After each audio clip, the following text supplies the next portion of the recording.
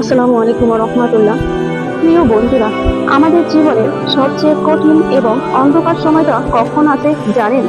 যখন আমাদের সবচেয়ে প্রিয় বা বিশ্বাসের মানুষটা আমাদের ধোঁকা দিয়ে বা মাঝপথে ছেড়ে চলে যায়। তখন মনে হয় বুকের ভিতরে একটা বিশাল শূন্যতা তৈরি হয়েছে এবং পুরো পৃথিবীটা থমকে গেছে। Broken heart feels like the end of the world. আপনি সারা রাত ঘুমাতে পারেন না, শুধু ভাবেন আমার সাথে কেন এমন হলো। আমি তো তাকে সব দিয়েছিলাম, তার কথা মতো চলেছিলাম, সে যেভাবে বলতো আমি সেভাবে চলাফেরা করতাম, তারপরে কেন আমার সাথে এমনটা হলো। তার দেওয়া পুরোনো মেসেজ বা ছবি স্মৃতিগুলো আপনাকে প্রতিনিয়ত ভিতরের দিক থেকে পুড়িয়ে শেষ করে দেয়। আপনি নিজের পড়াশোনা, নিজের ক্যারিয়ার, নিজের শরীর সবকিছু ধ্বংস করে ঘরের কোণে বসে পাবেন, কিন্তু আজ আমি আপনাকে একটি নির্মম সত্য মনে করিয়ে দিতে এসেছি। তাই ভিডিওটি একদম স্কিপ করবে না, সম্পূর্ণ শুনুন, ইনস্টার এবং আপনার মাইন্ডসেট ঠিক করুন। যে মানুষটা আপনাকে কাটিয়ে চলে গেছে সে কিন্তু দিব্যি ভালো আছে, খাচ্ছে, ঘুমাচ্ছে এবং হাসছে।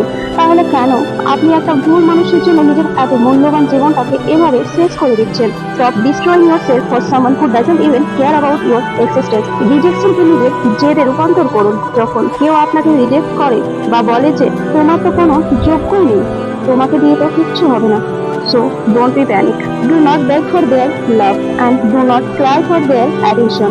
তার সামনে গিয়ে কখনো কান্নাকাটি করবেন না বা দোয়া ভিক্ষা চাইবেন না। সে আপনাকে রিজেক্ট করেছে, that's okay, it's normal, fine. এই রিজেকশনটাকে আপনার জীবনের সবচেয়ে বড় মোটিভেশন বানিয়ে নিন। এই কষ্টটাকে একটা আগুনে রূপান্তর করুন এবং সেই আগুনকে নিজের ক্যারিয়ার করার পেছনে ইনভেস্ট করুন।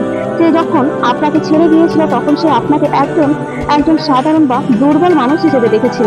এখন আপনার দায়িত্ব হলো দিনরাত এক করে নিজেকে এমন এক উচ্চতায় নিয়ে যাওয়া যা সে কল্পনাও করতে পারবে না। Make yourself so successful that they will regret losing you for the rest of their life. এমন একজন মানুষ হয়ে উঠুন যেন কয়েক বছর পর আপনাকে দূর থেকে দেখার জন্যও তাকে লাইনে দাঁড়াতে হয়।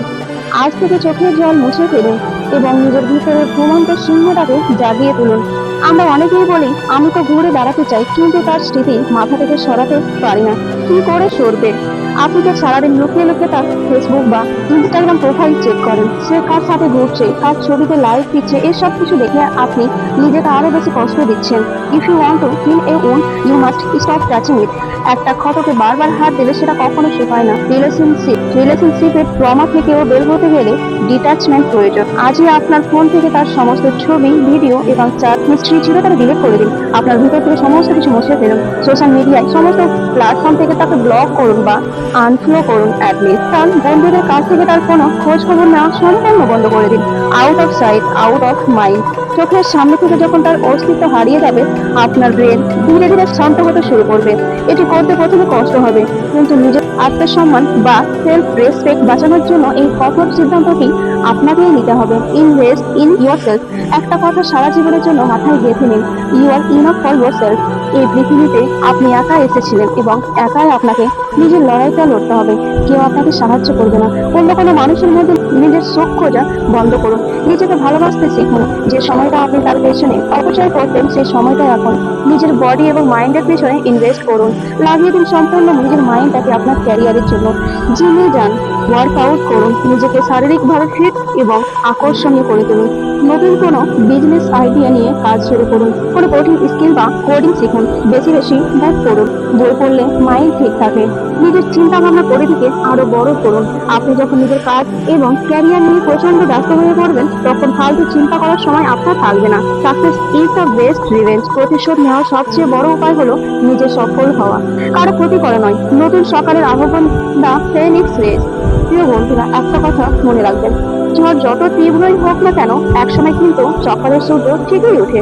আপনার জীবনে এই কঠিন সময়টাও সারা জীবন কিন্তু থাকবে না। এই মেঘ কেটে আলো আসবেই। You are not defined by who left you. You are defined by how you rebuilt yourself. কে আপনাকে ছেড়ে গেছে তা দিয়ে আপনার জীবন মাপা হবে না। আপনি কিভাবে নিজেকে আবার গড়ে তুললেন সেটাই আসল। আজকের পর থেকে আর কোনো কান্না নয়, আর কোনো ডিপ্রেশন নয়। আজ থেকে শুধু একটাই লক্ষ্য, নিজের সেরা সংরক্ষণ হওয়া। উঠে দাঁড়ান, কি ভাবছেন? আয়নার সামনে গিয়ে হাসুন এবং নিজেকে বলুন, আই অ্যাম আনস্টপেবল। যদি আপনি আজ থেকে নিজের জীবনের একটি নতুন এবং শক্তিশালী অধ্যায় শুরু করার প্রতিজ্ঞা করে থাকেন, তবে কমেন্ট লিখে যান, আই এম রিবিল্ডিং মাইসেলফ। সবাই ভালো থাকবেন, সুস্থ থাকবেন, নিজের আত্মসম্মান ধরে রাখবেন। ধন্যবাদ।